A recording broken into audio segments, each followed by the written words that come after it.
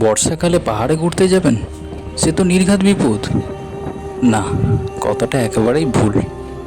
বরং পাহাড়ে বর্ষার যে সৌন্দর্য আছে তা নিজে চোখে চাক্ষুষ দর্শন না করতে পারলে তাহলে বিষয়টা ভয় আর সার্থকতার মধ্যেই কোথাও একটা বিলুপ্ত হয়ে যাবে। আচ্ছা, কখনো মেঘকে নিজের মুখমণ্ডলের সামনে ঘোরাফেরা করতে দেখেছেন?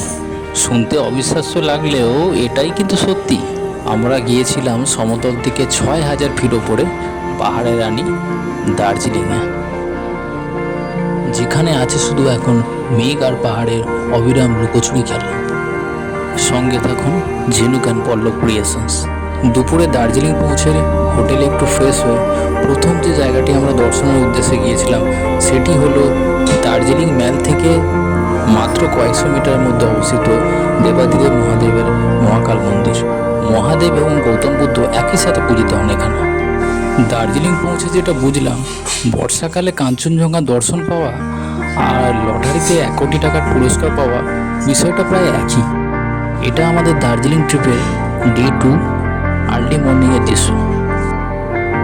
হোমস্টের ব্যালকানি থেকে কাঞ্চনজঙ্ঘা দেখার সৌভাগ্য হলো বটে, কিন্তু ভোরে মেঘ বাঁধা হয়ে এসে দাঁড়ালো, যেন বলল সূর্যোদয় তোমাদের দেখা হবে না। অতঃপর আমরা ব্রেকফাস্ট করে রওনা হলাম দার্জিলিংয়ের জনকোলাহল থেকে বেশ খানিকটা দূরে নাইটাঙ্গেল পার্কের উদ্দেশ্যে। দার্জিলিং ট্যুরের মধ্যে আপনি নিঃসন্দেহে এই অফবিট প্লেসটি অবশ্যই রাখতে পারেন। বিশ্বাস করবেন না, এত শান্ত, নিরিবিলি, নির্মল পরিবেশ সম্ভবত দার্জিলিংয়ে আর দুটি নেই। জনপ্রতি 25 টাকার টিকিট দিয়ে আমরা এখানে প্রবেশ করেছিলাম। এ যেন এক অজানা কল্পনার রূপকথার দেশ। আর যারা একা থাকতে চাইছেন এখানে চলে আসুন, বসুন। আপনার সাথে কেউ কথা বলা না থাকলেও আশেপাশে পাহাড়, নিস্তব্ধতা আপনার সাথে কথা বলতে চাইবেই। Jokes apart. আর হ্যাঁ, বলে রাখি, ওয়েদার পরিষ্কার থাকলে এখান থেকে কাঞ্চনজঙ্ঘার শ্বেতসূর্য চূড়াটা সম্পূর্ণরূপে দেখা যায়। কিন্তু প্রকৃতির এই যেন এক আলাদা এক দেশ, আলাদা এক গ্রহ। যেদিকেই তাকিয়ে দেখি চারিদিকে বিভিন্ন রকমের নাম না জানা পাহাড়ে ফুল ফুটে রয়েছে।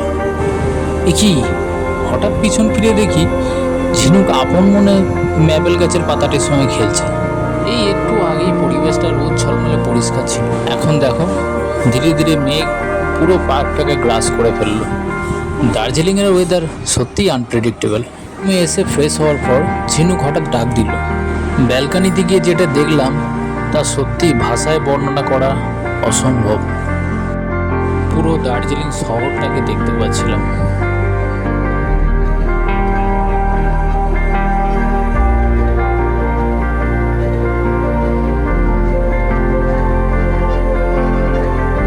যেমন একদিকে মেঘ, তার ঠিক উল্টো দিকেই আবার রোদ ঝলমলে পরিবেশ। এ যেন এক স্বর্গ, আর পৃথিবীর ঠিক মাঝামাঝি আমরা অবস্থিত,